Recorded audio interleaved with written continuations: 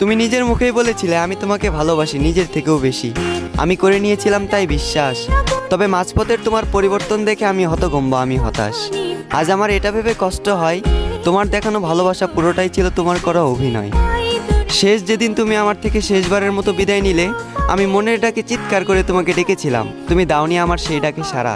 মানতে হবে তুমি নিখুঁত একজন অভিনেত্রী, তোমার অভিনয়টা ছিল সেরা। আমার বিকল্পে হয়তো তোমার হাজার জন ছিল, তবে আমার জীবনে কেউ ছিল না শুধুমাত্র তুমি ছাড়া। আজ তুমি অন্যের হাত ধরে পূর্ণতার পথে হাঁটো, আর আমি ব্যর্থতার পথে হাঁটি একা দিশেহারা। আমার বয়সটা খুবই অল্প, আর এই অল্প বয়সে বুকে জমা আছে দুঃখ শত শত। তোমার অভাবে প্রতিনিয়ত আজ আমার চোখে ঝরে অশ্রু, বর্ষার বাঁধ ভাঙা স্রোতের মতো।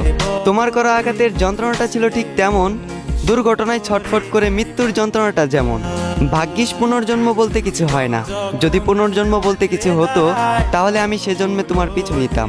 ভালোবাসার অভিনয় করে একদিন ছেড়ে যেতাম, তোমাকে বুঝিয়ে দিতাম বিচ্ছেদের ব্যথাটা আসলে কেমন।